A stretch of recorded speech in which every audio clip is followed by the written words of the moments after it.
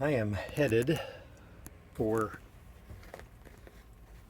being able to use the Aux1 switch that is right there.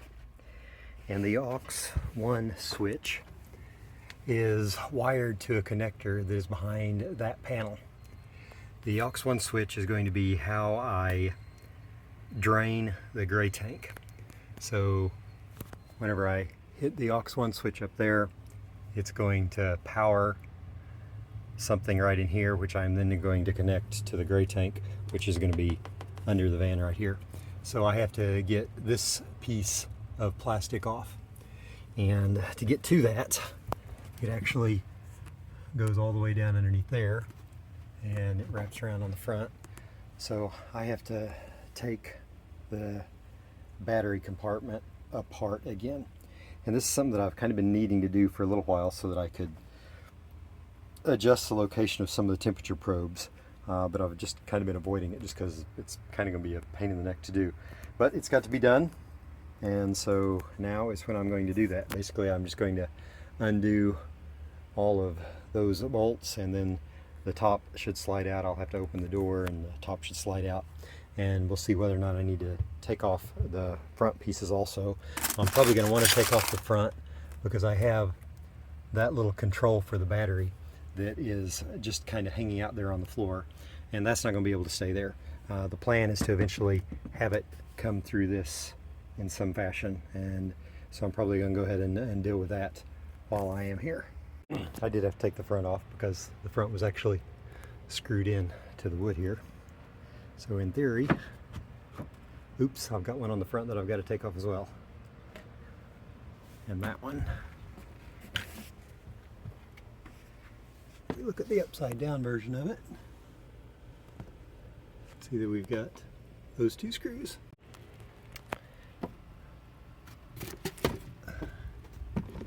This little piece might not seem like a big deal, but in reality, it's a really big deal because there's an opening here on the front side of the battery that all kinds of stuff would fall down into without that piece of wood there. And so it's actually a really valuable thing to have. Alrighty, let's try this again. Oh hey, what do you know? Comes out way easier without things being attached to it. This will be the first time that I've actually looked at the batteries in a while, so it'll be good to just inspect them and just make sure that everything looks like it is the way that it should be. You know, make sure that we haven't had any swelling, you know, none of that stuff. And you know, just roughly speaking, everything still looks pretty good to me.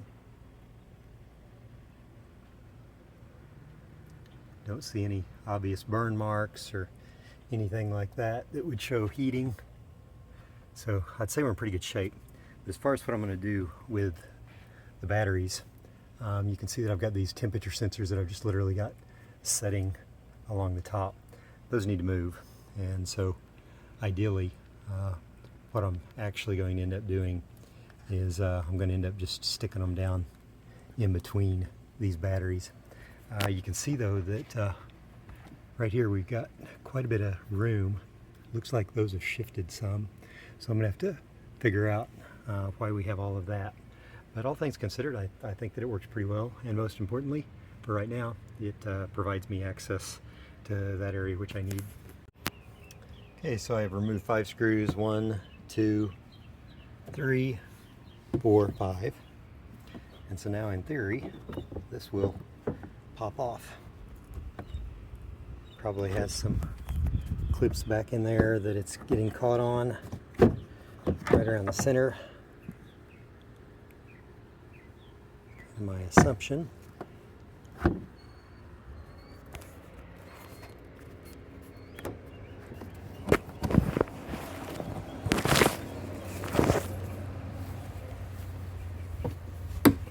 Yeah.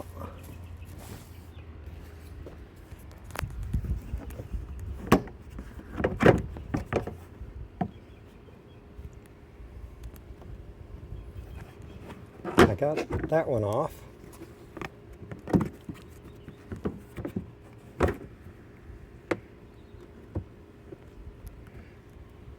Looks like it might be just kind of caught in there.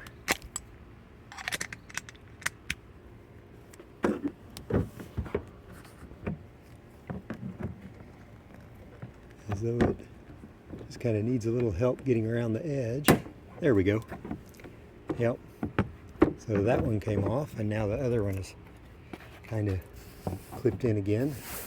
There's a little white piece in there. Yep. So it snapped off both of those.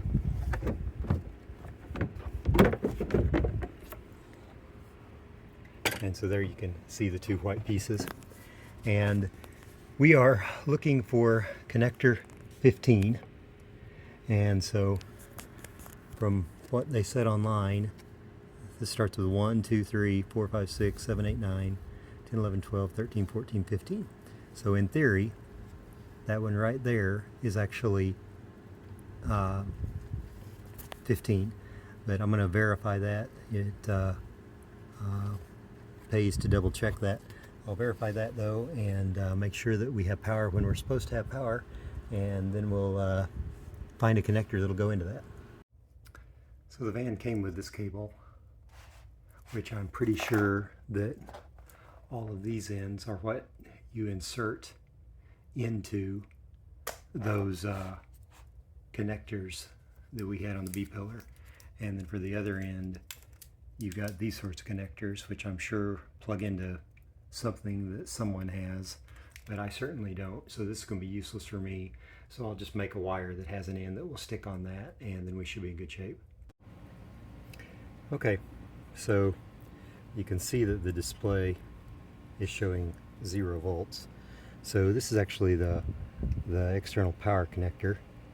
So if I put this on there, you can see that we jump up to 12 volts. I currently have the Aux1 turned on, and so if I insert that in there, hopefully you can see that it's jumping up to 12 volts just exactly like it should. And so just to be clear on this, that is spot 15, and that's 14, that's 13, and that right there would be 12 if you needed 12. And I point 12 out because that's what Aux2 points to. And you can see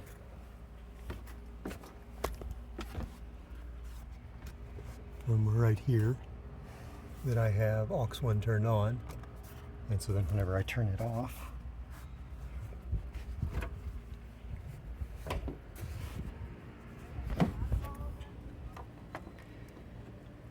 and come back here,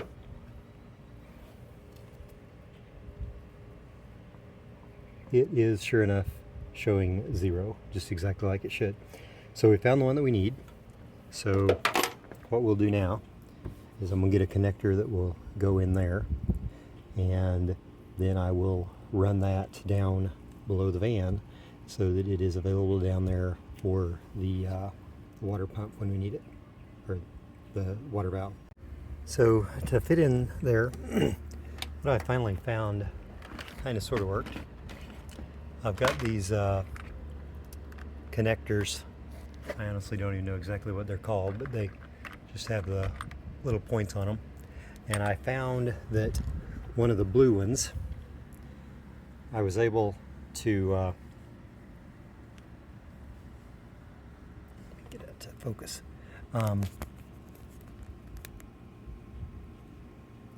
I was able to actually kind of open the end of it up, and that makes it work. And what I've done is I've cut a piece of wire. It's not very long at all. I have drilled a hole right there. So what I'm going to do is I'm going to attach this to the end of this wire, and I've confirmed that goes on there the way you'd want it to. But I'm going to attach that to the end of that wire, and then that comes down right there. You can see I've got the plug out right here, right there. And if you look up in there, you can actually see that is the screw clip, and that right there is the hole that I just made. And so again, here we have the screw clip, and there we have the hole that I just made. So I've just put paint on that to prevent it from rusting, and now I'm going to attach this end, and I'm going to heat shrink that, and then this end is going to come out down below. And for now I'm just going to cap that off, and I know that I'm not going to have the auxiliary switch turned on or anything, so then whenever I actually attach the valve for the water tank, I'll just use a connector like this or something, and I'll put wire in both ends, and that's how I will run it on over to the water tank. And because heat shrink, I'm not too worried about it being out in the elements. So now I have that attached. I run that through down there, and I have it coming out right here. What I'm going to do is I'm going to make a little hole in the end of this, and then I'll put that straight through it, and so the cord will be coming directly out of the end of that, and this part will be wired up, and then I can put the covers back on, I can put the battery back together, and we'll be able to move on to the next step. Okay, I've got it all buttoned up. Pay attention to where this piece actually fits in here. It goes completely over this rubber gasket on both sides, and if you don't have it in far enough, it's not going to work right. And then underneath, you can see that I've just made a little hole in the center of that, and I just have this hanging down here. And so now this is ready to be connected to the piece of wire that's going to go over there to where the valve is going to be. Everything has been returned back to normal with the battery covers. I put the top piece of 5/8 inch ply on first, then I put the back piece on, then I put this piece on. And for this piece, I actually installed the battery cutoff switch. What I did with that, it was a 1/2 inch hole with a screw that screwed in from behind, and what I did is I just sliced a little path up to that so that I could get that in there. And I put it up here because we really need it that high. That's going to be about the height of the floor once we get the floor in, so it's really none too high. It's down about as close to the ground as we want it. I could probably have made it a little bit higher, but the battery is back. It's good. The only reason that I see myself taking this off again is if I want to use the second aux button up on the dash, and if I do that, then I'll need to get back in here again.